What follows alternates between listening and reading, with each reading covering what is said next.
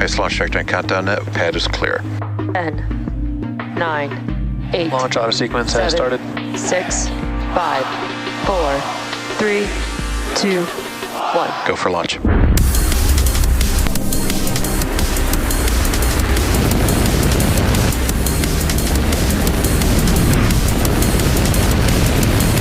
Vehicle is supersonic.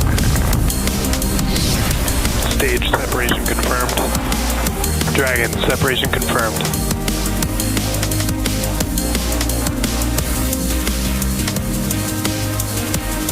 Stage 1 is transonic. Landing legs have deployed.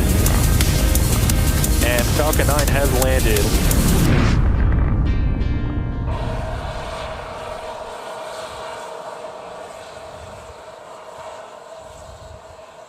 We are looking at a live shot of the moon over Vandenberg this evening with really clear skies at altitude.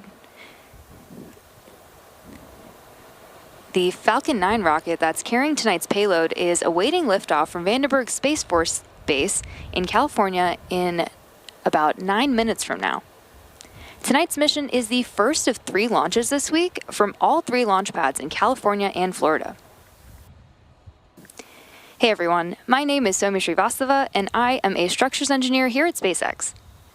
Today's mission carries a national security payload that is designed, built, and operated by the National Reconnaissance Office, or the NRO. Tonight's mission marks SpaceX's 347th overall launch, the 52nd launch of 2024, and the 5th NRO launch on a Falcon 9. This mission continues NRO's development of cutting-edge capability that deliver critical information that can only be obtained from the vantage point of space.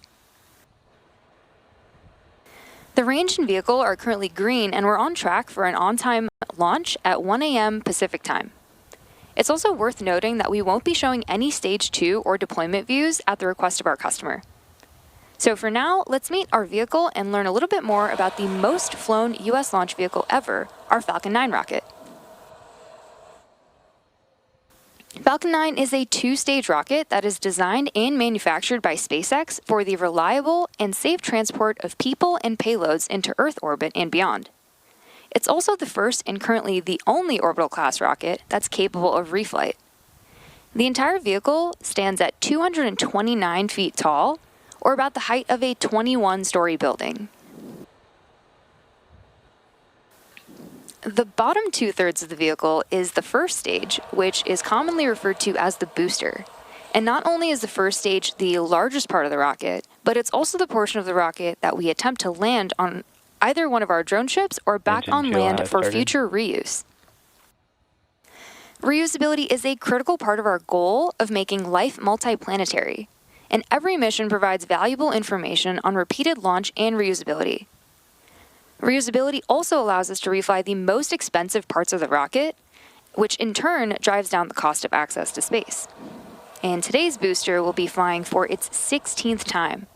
And we're working towards qualifying our fleet of Falcon boosters and fairings to support 40 missions each.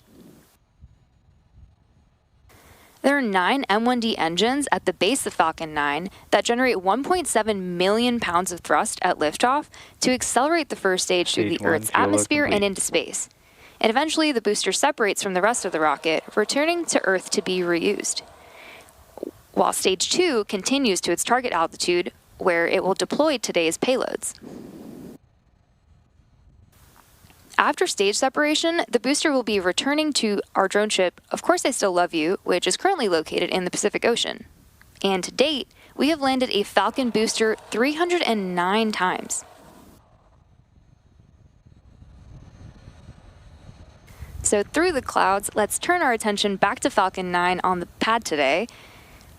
Above the first stage is the second stage, which has a single Merlin vacuum, or MVAC engine, that ignites after the first stage separates.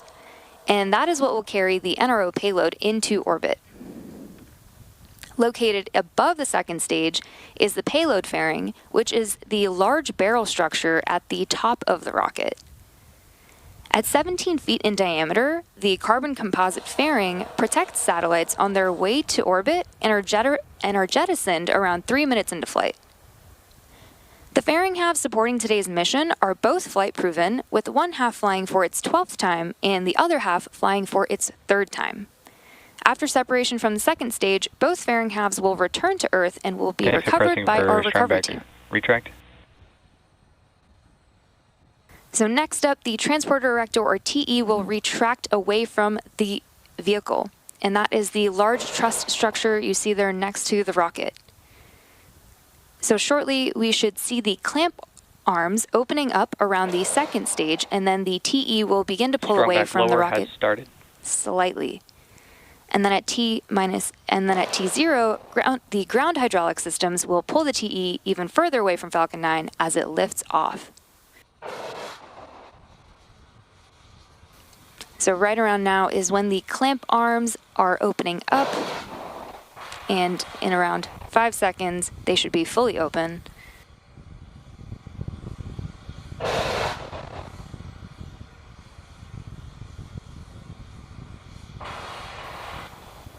And the strongback is beginning to recline, and in about a minute, it will be fully reclined away from the vehicle. So the first stage is connected to a launch mount at the base of the TE, but the structure is hinged and will retract away from the vehicle in preparation for launch. And you may hear it referred to as a strongback from the launch team, and it does a lot of heavy lifting in the lead up to launch. We use the TE to roll the rocket out to the pad and raise it to its vertical launch position. And the TE is what we use to route the vehicle's fluids, power, and telemetry umbilicals from the ground systems to the rocket and payload until Falcon 9 switches to internal power and clears the pad. And at this point in the countdown, both the first and second stages are nearly fully loaded with 1 million pounds of kerosene fuel and liquid oxygen. Both first and second stages should finish loading propellant about a minute apart from each other, with the first stage finishing up right around now at Stage 1 LOX load complete. There, we heard that call out right on time, and we will expect to hear that the second stage will be fully loaded at around T-minus 2 minutes.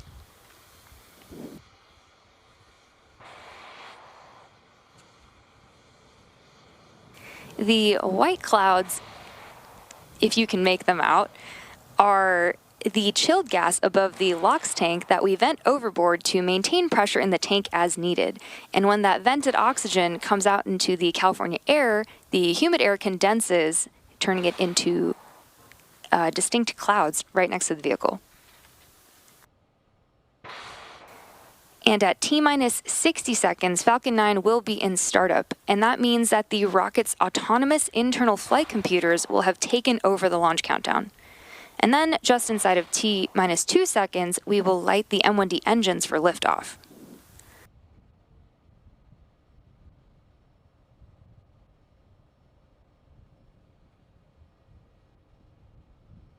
Stage 2 LOX load complete. There's a great call out right on time for Stage 2 LOX load completion. And the NRO payload continues to be healthy, and the Falcon 9 team is currently tracking no issues on the rocket. Closeout has started. Weather is still looking green, and the range is ready to support our T0 of 1 a.m. Pacific time. And with that, we are proceeding into the last few minutes of terminal count.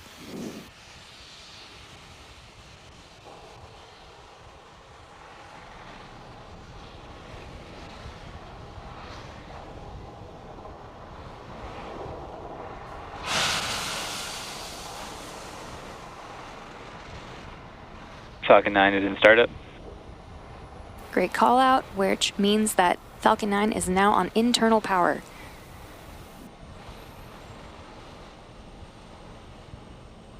LD is go for launch.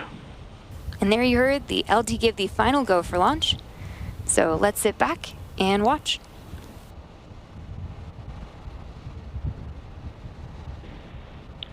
T-minus 30 seconds.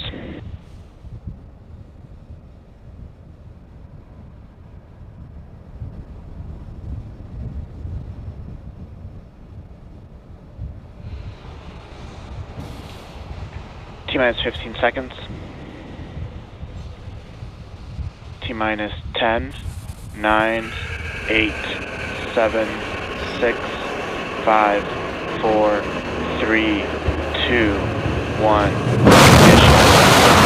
And liftoff Falcon 9. Go NROL-146. Vehicle is pitching downrange. Engine chamber pressure is nominal.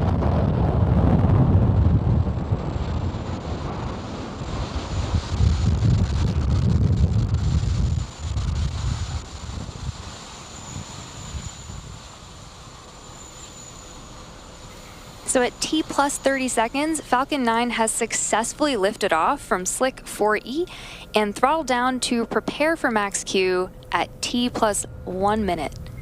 And max Q is the moment in flight with the highest amount of aerodynamic pressure and stress on the vehicle.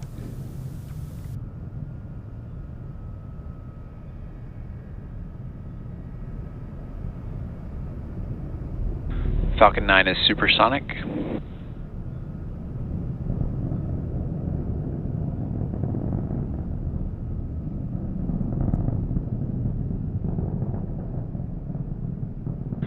Max Q. There we just had max Q. So with that call out, we now have 3 events coming up in quick succession, starting with MECO, followed by stage SEP, and then SES-1. MECO, or main engine cutoff, is where all 9 M1D engines shut off to slow the vehicle down in preparation for stage separation, which is where the first and second stages separate from one another. Then stage 2 will continue to second engine start 1, or SES-1, and that is where the single MVAC engine lights up and propels the second stage to orbit. Kill.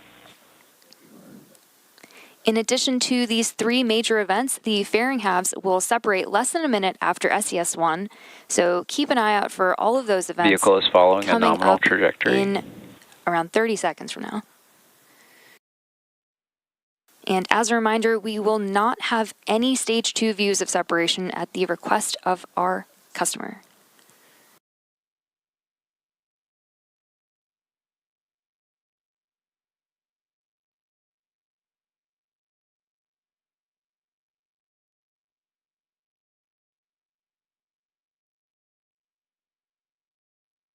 MECO. Stage separation confirmed. And we have confirmation of main engine cutoff and stage separation, SES-1, coming up in a few seconds. There it is.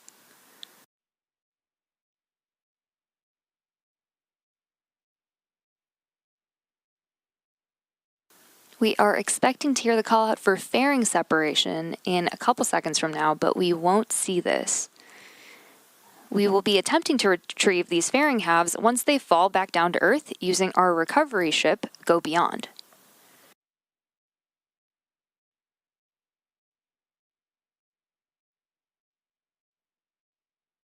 Fairing separation confirmed. And we just confirmed fairing separation.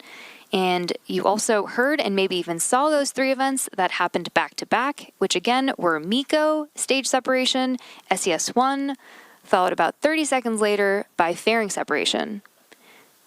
We'll be attempting to retrieve these fairing halves again today back on Earth with our recovery vessel, Go Beyond.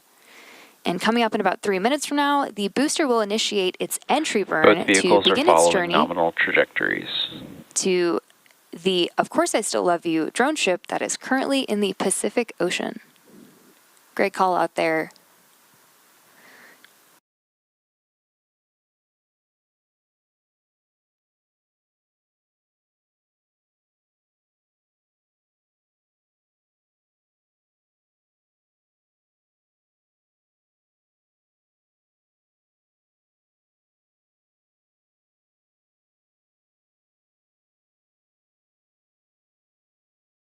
We're just at T plus 4.5 minutes into today's mission, and just past the T plus 6 minute mark, you should see on your screen the first stage's entry burn.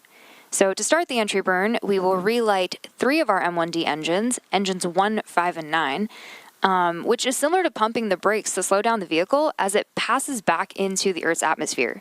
We need to slow it down to reduce the reentry forces, which then helps us recover and reuse the first stage. During the entry burn, Falcon 9 is decelerating by firing its Merlin engines, but we're still moving really fast. And this causes the rocket to fly through Merlin's exhaust gases, which is also known as a plume, and that deposits a layer of soot on the vehicle. And that soot comes from the carbon-based fuel that Falcon 9 uses, and with each flight, that soot continues to build up on the outside of the vehicle.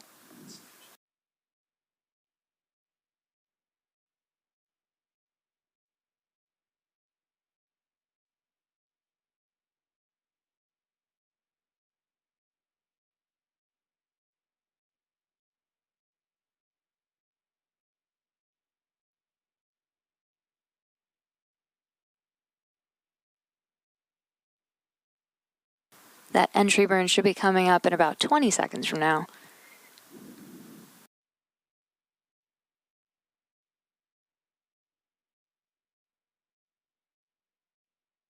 Stage 1 entry burn startup.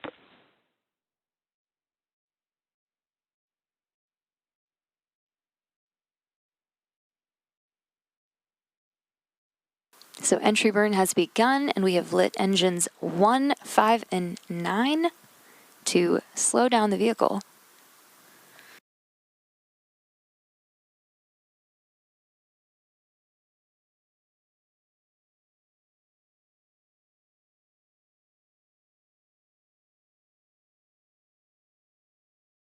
Stage 1 entry burn shutdown.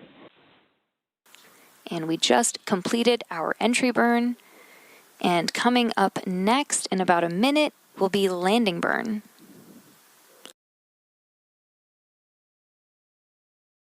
Stage 1, FTS has saved. The Merlins on the first stage are optimized for Both sea vehicles level, continue to follow nominal trajectories. and these achieve around 190,000 pounds of thrust each during ascent and descent.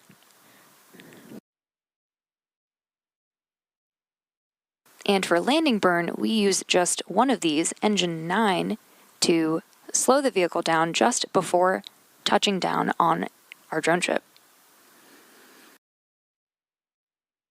Stage 1 transonic. But coming up next, we'll Stage 2, FTS is saved. We'll shut down our MVAC engine on the second stage, which will be followed quickly by our landing burn on the first stage.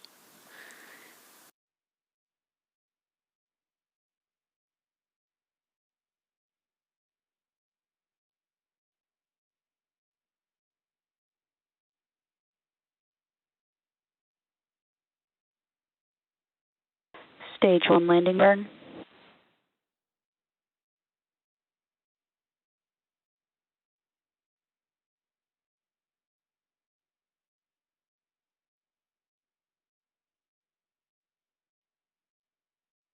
Landing leg deploy.